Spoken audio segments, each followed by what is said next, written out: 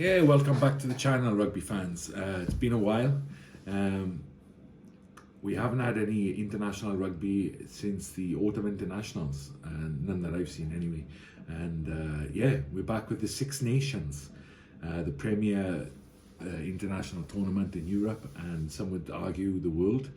I don't know about that, if the best teams are not included. I'm not sure whether I would call it the best tournament, but certainly a good one, and one that attracts big audiences and a lot of interest, and none more so than this year. It's about 8 or 9 months, I think, before the World Cup starts, and each team has about 10 games, I would say, on average, before the actual World Cup opens in France. And there's going to be a lot of eyes on the Six Nations and how the teams perform. You've got some top teams in the world. I think the top two now are Ireland and France still, so they're going to be playing, and a lot of teams are going to be watching them closely, and that actually feeds into what I want to say about France in particular. But I think the best way to preview this Six Nations is just to briefly go through what's going on with the teams, and quite a lot has happened since the autumn international has ended, and then I'll give my kind of prediction. Of course, it's hard to call, but I'm not afraid of voicing my opinion. So let's start with Wales, my home nation. Wales have got a new coach. Pivac was sent down the road, as they say, and we've got a new old coach in. The man, the myth, the legend, Warren Gatland is back in the hot seat, and he is the head coach of Wales. Wales didn't perform very well in the autumn internationals, and I think it was the final straw. They were good in spells against Australia, but ultimately over the course of 3 or 4 games, they were very poor. They got absolutely wrecked by New Zealand, and not even a fantastic New Zealand side. And they squeezed out the win against Georgia, and then everyone knows what happened against Australia. Well, they should know. Go back and watch the game. Yeah, they have a new old coach, so I expect them to up their performance level. I don't think he's going to use many more different players. I've seen the team announcement for Saturday's game against Ireland, which we'll get into in another video, and it seems like he's just going to demand more of the players. So Gatland is good at doing that. Of course, he has his weaknesses as a coach, but he's good at getting the best out of his players. Wales overperformed under his leadership, and I expect them to do the same. And this applies to England too. Teams with a new coach are always going to get a little bit of a boost, and I think the Ireland game is going to be huge on the weekend because of that fact. Let's move on to Ireland. So Ireland, of course, they had a great year last year. Peaking too early, who knows? But the albatross, I think, hanging over their head is Sexton still. I think they've left it, in my opinion, they've left it too late now to really blood a backup, a legitimate backup for Sexton. So as far as I can see, they're gambling on Sexton lasting to the World Cup final, and I think that's where Farrell wants to be, and he wants to win the thing. So to me, they're gambling on him, and they're just going to have like they've been doing a couple of youngsters come in and play like the less important games, maybe against Italy, possibly Scotland as well, and see how they go and just give them minutes. They don't look as good when Sexton isn't playing. I think everyone acknowledges that fact, including Ireland. I think they've missed their window, really, which was last year, to really give a young player like legitimate high intensity international experience. So yeah, as far as I can see, they're gambling on Sexton. So do they play him, or because he's definitely going to be playing in the World Cup? So do they play him and hope he doesn't get injured? That's what they've been kind of doing so far. Or do they play him for the first 60 and take him off every game? So it's going to be interesting to see how they handle him. They haven't wrapped him in cotton wool yet, but I get the feeling there's going to be more pressure on them to do so as they approach the World Cup. So that's going to be interesting. And then are Ireland going to fall apart? Their pack is playing well.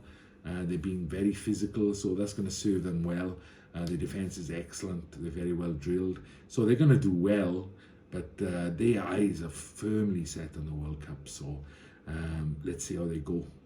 England, another new coach, Eddie Jones, Steady Eddie, was let go, and not in the best of circumstances, it would seem.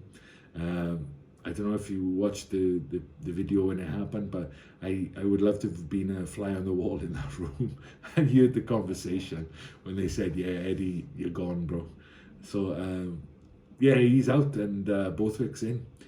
So Borthwick is very similar to Steady Eddie in some respects in terms of his attention to detail and things like that, and physical conditioning. He turned Leicester around as head coach, as a new head coach. Leicester was struggling in the English Premiership, and turned them into champions. But I think a large part of that is down to Kevin Sinfield. He is more of like the motivational guy in the group, and he'll really get the players going. And I think I'm expecting good things from England. I think that balance, as Borthwick as number one and Sinfield as number two. Sinfield coming from league as well, very much a Sean Edwards kind of inspired character. I think that's going to serve England well.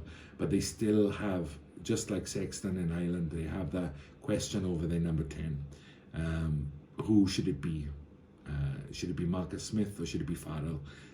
Is Borthwick going to be bold and just choose one and then pick a different centre? That's a big ask. But he's a new coach. He's going to get a boost of confidence, and people are going to back him into the World Cup. So if anyone is going to make the call and cut one of them to the bench, then it's going to be Borthwick. I would predict that he's going to cut Marcus Smith. You know, maybe give them a go in the first test together. You know, try and alter some things, tweak some things so they can actually click. If it doesn't go well, one of them's going to the bench. That's what I really think. Let's move on to France. So France had a strange one. I think a stat that came out in the Autumn Internationals was France kicked more than any other team, which a lot of people were surprised about, and I think that goes along, the surprise part of it goes along, stems from the history that the France have in terms of playing attacking rugby, you know, running from deep, things like that. But they have quite a different game plan that they implement these days. I think the game against Africa was fantastic, and one of my favorite games of the international series in the autumn. But they have weaknesses, but I just get the sense their coach was a canny old dog. He's holding things back before the World Cup, and not in the Eddie Jones vein, where if they lose, they're like, oh yeah, well, we're just building to the World Cup, so, you know, don't judge us on that. France is still winning, you know, not pretty, but they're still getting the job done.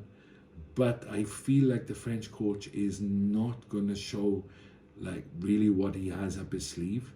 So France, I expect to be a little bit understated. I don't think they're going to come out all guns blazing and show everyone exactly what they got, because you know the coaches are going to be there with their notebooks or laptops or whatever they use these days, and they're going to be taking notes. So France, I think they're going to hide their cards a little bit. So not really sure what to expect from them, but yeah. Anyway, moving on to Scotland. Yep, Scotland is a well-rounded team. Good coach who's been there a number of years now. They possibly could have got a result against New Zealand, which would have been great for them, but they didn't. But in that game, the mercurial, the prodigal son returned. Finn Russell, the man, the myth, the legend. Yeah, so yeah, he had a great game.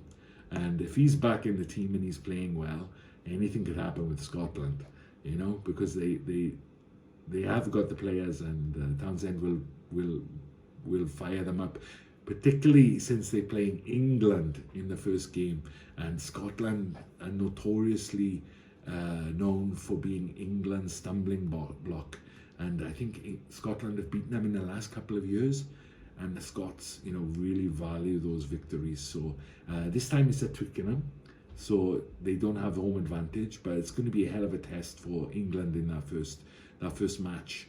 So if Russell is firing on all cylinders, who knows what could happen with them.